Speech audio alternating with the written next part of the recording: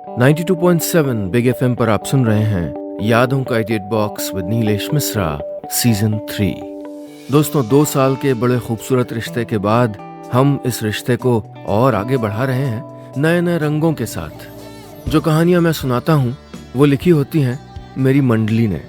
जी हाँ, एक राइटर्स की मंडली है जिसको मैं ट्रेन करता हूं, जो बम्बई और भारत के कई और हिस्सों में रहते हैं। मैं उनकी मदद करता हूं बेहतर से बेहतर कहानियां लिखने में और फिर उन्हीं कहानियों को आपके सामने पेश करता हूं। दोस्तों, आज मैं आपको सुना रहा हूं यामिनी शर्मा की लिखी कहानी पापा की डेस्क।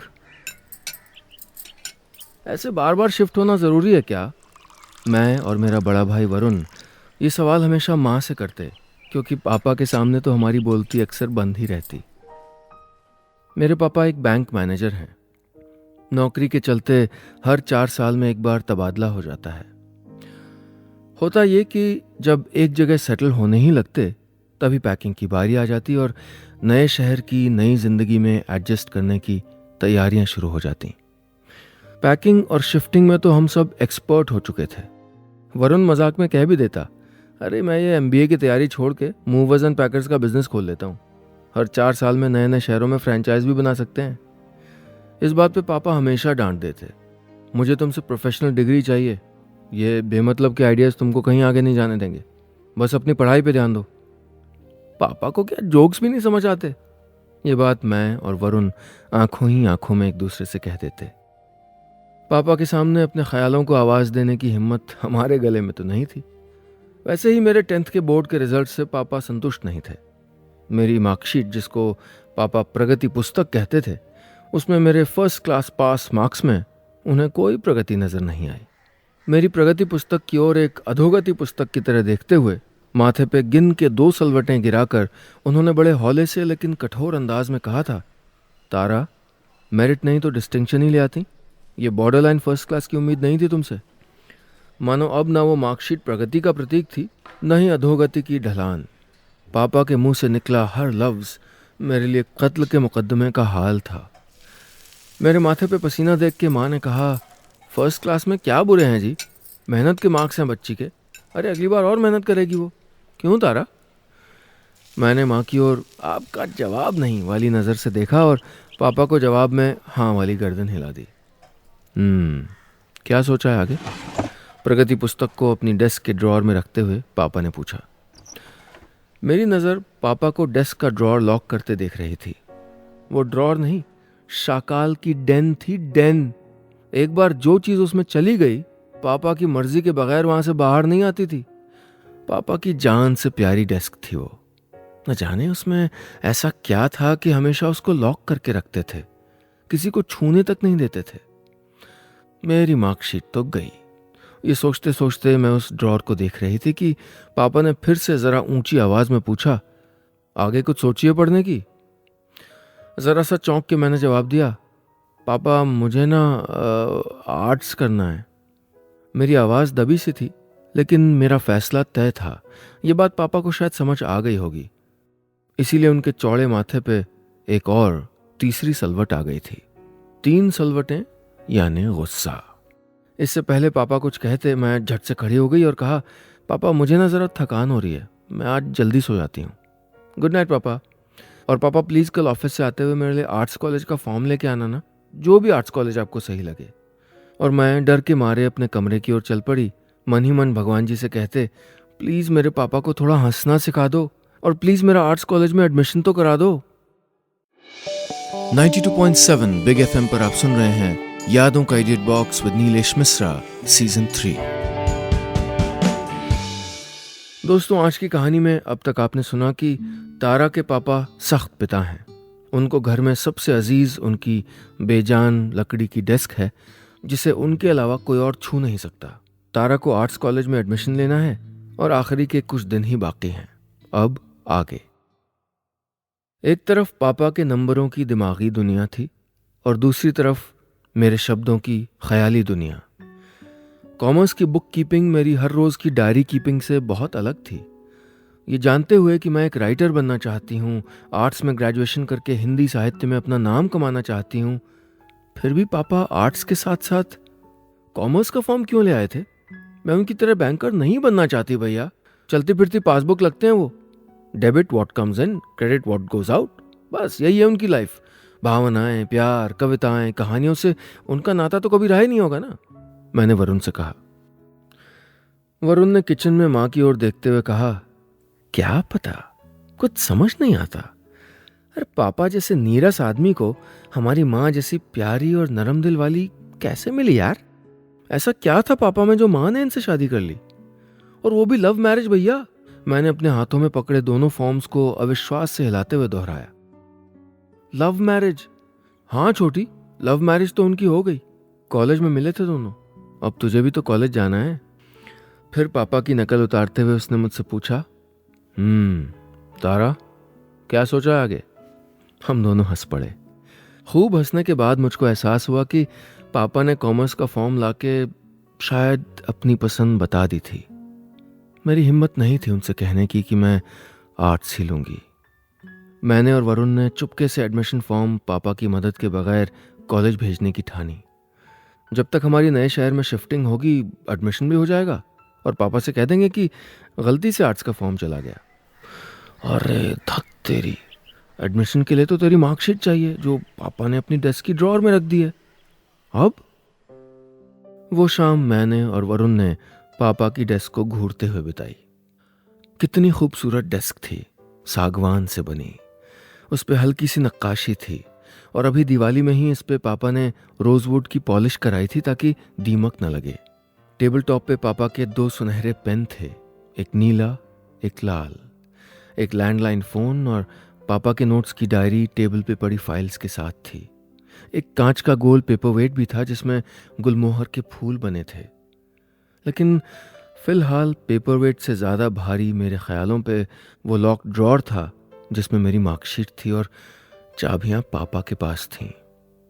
कैसे निकाली जाए मार्कशीट, यही गुत्थी सुलझानी थी। 92.7 बिग एफएम पर आप सुन रहे हैं यादों का edit box with Nilesh Mishra season 3। दोस्तों, आज की कहानी में अब तक आपने सुना कि तारा को आर्ट्स कॉलेज में एडमिशन चाहिए था और उसको लगता है कि उसके पापा उसको आर्ट्स नहीं कॉमर्स में एडमिशन दिलाना चाह रहे हैं। वो और उसका भाई वरुण चुपके से एडमिशन लेने की ठान लेते हैं। लेकिन पापा की जान से प्यारी डेस्क में तारा की मार्कशीट है जो एडमिशन लेने के लिए ज़रूरी है। अब आगे। सारी रात मैं और वरुण सोचते रहे कि कैसे पापा की डेस्क से मेरी मार्कशीट निकाली जाए। ये बहुत बड़ी बात थी, पापा की डेस्क को उनको बगैर बताए हाथ भी लगाना। मुझको याद है अभी कुछ ही महीनों पहले वरुण ने अनजाने में पापा की डेस्क पे रखे लैंडलाइन फ़ोन पे किसी से बात करते वक्त डेस्क पे रखे पेन से कोई नंबर नोट किया था और वो बदनसीब पेन को वरुण के हाथों ने उसके सही पते यानी पेन स्टैंड पे न रखते हुए उस डेस्क के बीचों बीच मानो लावारिस चौक पे छोड़ दिया था। और वो डायरी जिसके पन्ने पे नंबर लिखा गया था वो तो एक सुनामी ग्रस्त गांव की तरह उजाड़ पड़ी थी, जिसके पन्ने पंखे की हवा के साथ बड़ी बड़ी लहरों की तरह आवाज करते हुए उड़ रहे थे यहां से वहां। मानो वो डेस्क नहीं, पापा का बनाया छोटा सा लेकिन बिल्कुल व्यवस्थित एक शहर था। एक शहर जहां की हर चीज का पता उन्होंने ही तय किया था। उस शाम जब पापा बैंक से लौटे, रोज की तरह घर आते ही अपनी डेस्क पे गए अपनी फाइल्स रखने। उनकी डेस्क पे सजे गांव को जब उन्होंने उजड़ा हुआ देखा तो वरुण का हाल वही हुआ जो गांव वाले अक्सर जंगली जानवरों का करते हैं उनके गांव में उथल पुथल मचाने के लिए। और उस शाम माँ भी नहीं थी उसको बचाने के लिए। उनको ऑफिस से आने में देर जो हो गई थी। बेचारा वरुण। इसी वजह से जब मैंने वरुण से कहा था कि हम पापा की डेस्क से मेरी मार्कशीट चुराएंगे तो उसकी शक्ल पे दहशत थी। तारा, तू पगला गई है क्या? तेरी मार्कशीट चुराने के लिए डेस्क के ड्रॉअर की चाबी चाहिए होगी। अरे याद रख, नरेंद्र सिंह बैंक मैनेजर की डेस्क से कुछ निकालना बैंक रॉबरी से कम नहीं है। उस डेस्क को लेके हमेशा ही बवाल होता है और मैं किसी और पचड़े में नहीं पड़ना चाहता। 0 पावर के बल्ब की धीमी रोशनी थी। रात के सन्नाटे में मैं और वरुण कमरे में अपने दीवान पे बैठे फुसफुसा रहे थे। वरुण के कमज़ोर हौसले को देख के मेरा हौसला, जो कुछ देर पहले लेटेस्ट एलईडी ट्यूबलाइट की तरह जगमगा रहा था, अब मेरे कमरे के 0 पावर के बल्ब का हम शक्ल लगने लगा था। वरुण के बगैर डेस्क के चंगुल से मैं अपनी मार्कशीट को बचा ही नहीं सकती थी। पापा की दहशत के सामने अपने करियर की आहुति नहीं दे सकती थी। वरुण, तू ही एक है पापा के अलावा जिसको उस डेस्क के हर कोने की पहचान है।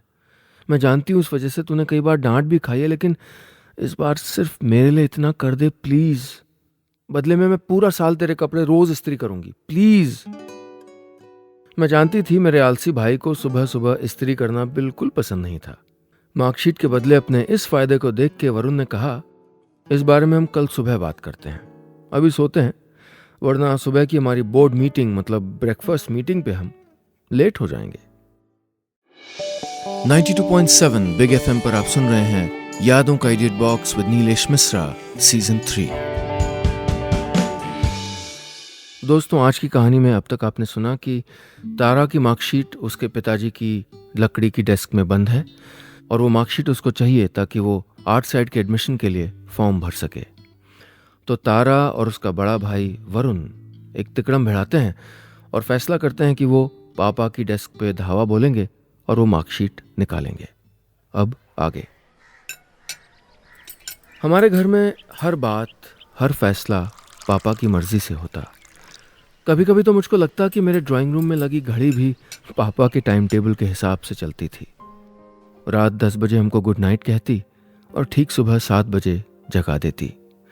अभी तो मेरे और वरुण के स्कूल कॉलेज भी नहीं थे, फिर भी हमको रोज सुबह 7 बजे जगाया जाता और पापा के टाइम टेबल के अनुसार ठीक 8 बजे डाइनिंग टेबल पे मौजूद होना पड़ता। चाहे भूख हो या ना हो, नाश्ता सुबह 8 बजे ही होगा, ये पापा की हिदायत थी। खाने का ढंग भी पापा की पसंद के अनुसार ही होता। चम्मच प्लेट के दाईं तरफ होनी चाहिए, कांटा बाईं ओर। अगर गलती से यहाँ का वहां हो गया तो पापा एक लंबा लेक्चर देते। इसके अलावा ब्रेकफास्ट के और भी रूल्स थे, जैसे नाश्ते का मेन्यू प्रोटीन वाला होना चाहिए, तो हमारे मनपसंद कॉर्नफ्लेक्स के मुकाबले पापा का देसी दलिया हर सुबह जीत जाता। रोज सुबह उठने के बाद ब्रश करते ही 4 ग्लास पानी पीने का रूल और खाते वक्त बात ना करने का रूल, जिससे मुझको और वरुण को सबसे ज्यादा चिढ़ मचती थी। ऐसा लगता जैसे हम अपने पापा के साथ नहीं बल्कि प्रिंसिपल के ऑफिस में बैठे हों और हमारी माँ क्लास टीचर की तरह बगल में मौजूद हो। सुबह सुबह आधी नींद में मुझको पापा की शक्ल में कभी DDLJ का अमरीश पुरी, मिस्टर इंडिया का मोगैम्बो, खलनायक का संजय दत्त या शोले का गब्बर सिंह नजर आता। लेकिन आज मुझको पापा शक्ति फिल्म के शाकाल की तरह नजर आ रहे थे, क्योंकि मुझको उनकी डेस्क शाकाल की डन की तरह लगती थी ना। चाय और रस खाते समय मानो वो मुझको अपनी चाबियों का गुच्छा अपनी उंगलियों में घुमाते हुए बॉलीवुड का डायलॉग कह रहे थे, शाकाल की डेस्क में एक बार जो जाता है वापस नहीं आता। मेरे गले से एक निवाला नहीं उतर रहा था। मैंने वरुण की ओर एक आशा भरी नजर डाली और फिर से पापा की ओर देखा, जो अब मेरे पास देख रहे थे। तारा, कल जो फॉर्म्स तुम्हें दिए हैं संभाल के रखना। मैं आज एक कॉन्फ्रेंस के लिए बाहर जा रहा हूँ, कल सुबह लौटूंगा। नाश्ते पे तुम्हारे करियर की बात करेंगे। और वरुण, तुम मेरे लौटने तक सारी शिफ्टिंग के लिए ट्रक का इंतजाम कर लेना, अगले हफ्ते निकलना है मैं। इतना कह के पापा अपनी चाबियों का गुच्छा उठा के निकल चुके थे। पापा ने जैसे ही घर के बाहर कदम रखा, वरुण ने मुस्कुराते हुए मेरी तरफ देखा और कहा, द प्लान इज ऑन। मैंने सुबह तेरे उठने के पहले माँ से बात कर ली थी। आज वो भी सारा दिन अपने ऑफिस में बिताने वाली है। कल से वो भी शिफ्टिंग की तैयारी में होंगी, तो आज का ही दिन है हमारे पास। मैं जाके चाबी वाले का इंतजाम करता हूँ। न जाने तेरी मार्कशीट के साथ साथ उस ड्रॉर में पापा के कौन कौन से राज आज खुलने वाले हैं। 92.7 बिग एफएम पर आप सुन रहे हैं यादों का edit box with Nilesh Mishra season 3। दोस्तों, आज की कहानी में अब तक आपने सुना कि तारा की मार्कशीट उसके पिताजी की लकड़ी की मेज की ड्रॉर में बंद है और वो मार्कशीट उसको चाहिए क्योंकि वो आर्ट साइड में एडमिशन का फॉर्म भरना चाहती है। पिताजी बड़े सख्त हैं और तारा और उसके भाई वरुण ने एक प्लान बनाया है कि वो उस लकड़ी की डेस्क पर धावा बोलेंगे और चोरी से वो मार्कशीट निकाल लेंगे। अब आगे। पापा के डेस्क की ड्रॉर की चाबी बना के वरुण ने मेरे हाथों में रख दी। पानीपत की लड़ाई जीतने के बाद 14 साल के छोटे से अकबर की भावनाओं को आज मैं समझ पा रही थी। इस लम्हे को अपनी डायरी में ज़रूर दर्ज करूंगी, ये सोचते सोचते मैं सारे घर के दरवाजे खिड़कियां बंद कर रही थी ताकि हमारी इस डेस्क रॉबरी की खबर किसी को ना हो जाए। अरे मिस बॉन्ड, अगर तुम्हारा फिल्मी ड्रामा ख़त्म हो गया हो तो हम इस ड्रॉर की जांच पड़ताल कर लें। पापा के सीक्रेट वर्ल्ड की चाबी यहाँ ला। ड्रॉर खुला। उसमें बड़े सलीके से लिफाफे ही लिफाफे एक के ऊपर एक रखे हुए थे और एक कोने में मेरी मार्कशीट रोल करके रखी थी जो मैंने झट से निकाल ली और अलग से रख दी। मेरे आर्ट्स कॉलेज जाने का सपना अब पूरा होता नज़र आ रहा था, लेकिन नज़र के सामने फ़िलहाल कुछ और भी था। ये लिफाफों से भरा ड्रॉर, ऐसे लिफाफे जिनमें से कईयों पे पता और पोस्ट कार्ड और सरकारी ठप्पा था। लग रहा था काफ़ी लंबा सफ़र तय किया था इन लिफाफों ने। मैं और वरुण अब एक दूसरे के पास देख रहे थे। आंखों में खामोश सवाल था, क्या ये लिफाफे हमको खोलने चाहिए? उत्सुकता ने कब किसी पर्दे का ख्याल रखा है कभी, बताओ? अगले ही मिनट में मैं और वरुण एक एक करके लिफाफे खोले जा रहे थे। हर लिफाफे में कैद था एक खत और उसी खत के साथ बड़े ही प्यार से स्टेपलर से जोड़ा गया था उस खत का जवाब। मानो एक दूसरे से जुदाई में लिखे ये खत जब एक ही पते पे एक साथ आए तो कभी ना जुदा होने का वादा कर लिया था इन्होंने एक दूसरे से। फिर सालों से शब्दों और भावनाओं का कंबल ओढ़े जैसे खत लिपटे हैं अपने अपने लिफाफों के कमरों में, पापा के डेस्क वाले शहर में। मैंने बार बार नाम की जांच की खतों पर, क्योंकि इन खतों के किरदार थे तो मेरी जिंदगी के, लेकिन उनका ये रूप मेरे लिए एकदम नया था।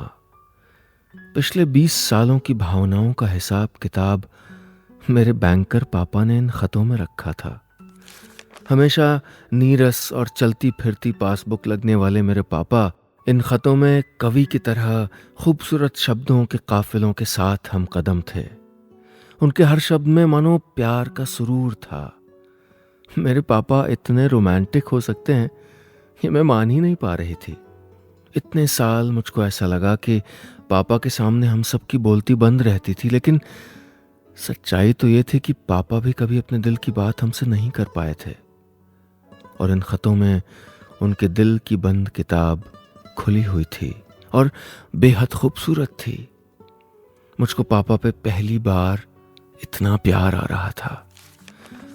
हर खत के साथ पापा का प्रतिबिंब डरावने शाकाल से रोमांटिक राजेश खन्ना में तब्दील हो रहा था।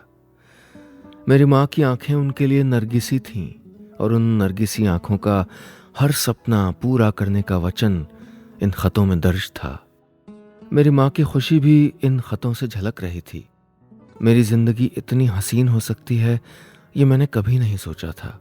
हर दिन एक नया दिन होता है, क्योंकि हर दिन तुम मुझको एक नया कारण देते हो तुमसे एक बार फिर से प्यार करने का, मेरी जिंदगी में आने का। शुक्रिया। ये बात मेरी माँ ने पापा को मेरे पैदा होने के बाद कही थी, यानी उनके रिश्ते को करीबन 10 साल तो हो चुके थे। मैं और ख़त पढ़ने के लिए तैयार थी, तभी वरुण ने एक ख़त मेरे हाथों में रखा। उसके चेहरे के भाव ऐसे थे जैसे उसको इलेक्ट्रिक शॉक लगा हो। उसकी आंखों में पानी था। मैंने उस ख़त को हाथों में लेते हुए सोचा कि ऐसा क्या होगा इस ख़त में।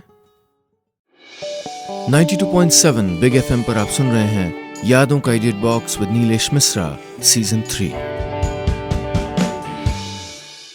दोस्तों, आज की कहानी में अब तक आपने सुना कि तारा और उसका बड़ा भाई वरुण तारा की मार्कशीट अपने पापा की डेस्क से निकालने के लिए एक चाबी बनवाते हैं और उनकी अनुपस्थिति में उनकी ड्रॉर खोल लेते हैं। लेकिन मार्कशीट के साथ न जाने कितने खत लिफाफों में कैद बाहर निकलते हैं। ये हैं उनके पिता द्वारा लिखे गए उनकी माँ को भेजे खत और उनकी माँ के जवाब। अपने पिता को पहली बार एक नई नज़र से देख रही है तारा। अब आगे। पापा की डेस्क में माँ और पापा के कई सारे खत थे जो सालों पहले लिखे थे, लेकिन वरुण के हाथों वो खत लगा था जो पापा ने अपनी खूबसूरत हैंडराइटिंग में कुछ महीनों पहले माँ को दिल्ली से लिखा था, जब वो दिल्ली में 2 हफ्ते रहे थे। खत कुछ इस तरह था। कला, मैं जानता हूँ तुम ये खत मिलते ही सोचोगे कि अब जब हम SMS या फ़ोन पे बात कर सकते हैं तो ये खत क्यों। दिल्ली में मैं पहली बार तुमको मिला था। इन गलियों में आते ही तुम्हारा ख्याल आ जाता है, और इस होटल में ये खूबसूरत सा लेटर पैड देखते ही मेरी कलम मानो अपने आप चलने लगी। याद है जब मैंने तुम्हें पहली बार देखा था, तुम अपनी लटों को सुलझाने में थी और मैं तुमको जानने की कोशिश में। तुमने मुझको कैसे झिड़क दिया था जब मैंने तुमसे तुम्हारा नाम पूछा था। आज जब मैं उस दिन के बारे में सोचता हूँ तो लगता है न जाने वो कौन सा लम्हा था जब तुमने मेरा साथ निभाने की ठानी, और मैं उस लम्हे का कितना शुक्रगुजार हूँ। इतने बरस बीत गए, लेकिन आज भी मुझको हम उन्हीं गलियों में कहीं नजर आते हैं। कभी साथ गोलगप्पे खाते तो कभी किसी कविता को लेके बात करते। बाहों में समेटो ना, जानती हूँ बांधने के फन है सारे, कुछ और आजमाइए। यही थी ना तुम्हारी पहली त्रिवेणी जो मेरे लिए लिखी थी। आज सब ताज़ा हो गया इन दिल्ली की गलियों में। ये शहर भी अजीब होते हैं ना। इनकी गलियां तौर तरीके तो बदल लेती है, लेकिन यादों को रंग देती हैं अपने हर मोड़, हर दीवार पे। आज जब मैं तारा को देखता हूं तो मुझे तुम्हारी झलक नजर आती है उसमें। कविताओं की किताबों में मशगूल रहती है। मैं उसको एक लेदर की डायरी देना चाहता हूं जिस पे उसका नाम जड़ा हो। मुझे याद है उसने पहली कविता मेरी उसको दी हुई डायरी में लिखी थी। सिर्फ 5 साल की थी वो, और लगता है अभी कल की ही बात है। और वरुण, वो तो बड़ा काबिल बिजनेसमैन बनने वाला है। लेकिन जब मैं दिल्ली के लिए घर से निकलने वाला था तब मैं वरुण पे बरस पड़ा था, क्योंकि उसने मेरी डेस्क को छेड़ दिया था। तुम घर पे नहीं थी, वरना तुम मुझे जरूर टोक देती। उसकी शक्ल रुआंसी हो गई थी। मैंने सोचा था उसे जाते समय गले लगा के बता दूं कि ये जो डेस्क है तुम्हारी माँ ने बड़े प्यार से मुझको बनवा के दी है, और मैं इसीलिए किसी को इसको छूने नहीं देता। पर मैं क्या करूं, बच्चों की सही परवरिश के लिए जो किरदार हमने अपनाए थे कि मैं नियम सिखाऊं और तुम प्यार, उसके चलते मैं कभी बच्चों के करीब आ ही नहीं पाया। क्या हम अदला बदली नहीं कर सकते? ये जो मेरी सख्त पापा की इमेज है, मैं उसको बदलना चाहता हूँ। मैं अपने बच्चों का दोस्त बनना चाहता हूँ। मैं कोशिश करूंगा कि नाश्ते के वक्त लौटूं अगले हफ्ते, ताकि तुम सबका चेहरा देख के मेरा दिन शुरू हो। अपना ख्याल रखना, तुम्हारा नरेंद्र।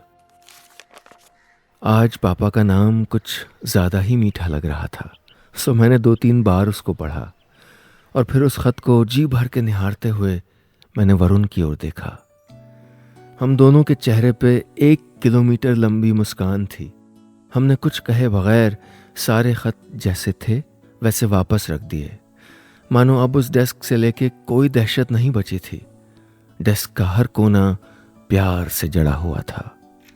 हमने ड्रॉर को लॉक कर दिया। तभी फोन बजा। हेलो, मैंने कहा। पापा थे दूसरी ओर। मेरा मन किया कि मैं पापा से कहूं कि मैं उनसे बहुत प्यार करती हूं और उनके साथ हर दिन नाश्ता करना चाहती हूं। पापा बोले, तारा, वो जो कॉलेज के फॉर्म्स दिए थे ना, उसमें से एक कॉमर्स का फॉर्म है, पड़ोस के राहुल के लिए, उसको जाके दे देना आज। मेरी मुस्कान में 1 और किलोमीटर पापा ने जोड़ दिया था। मैंने फ़ोन रखा और वरुण से पूछा, कल मैं पापा के लिए अपने हाथों से नाश्ता बनाने वाली हूँ, तू मेरी किचन में मदद करेगा? बस इतनी सी थी ये कहानी।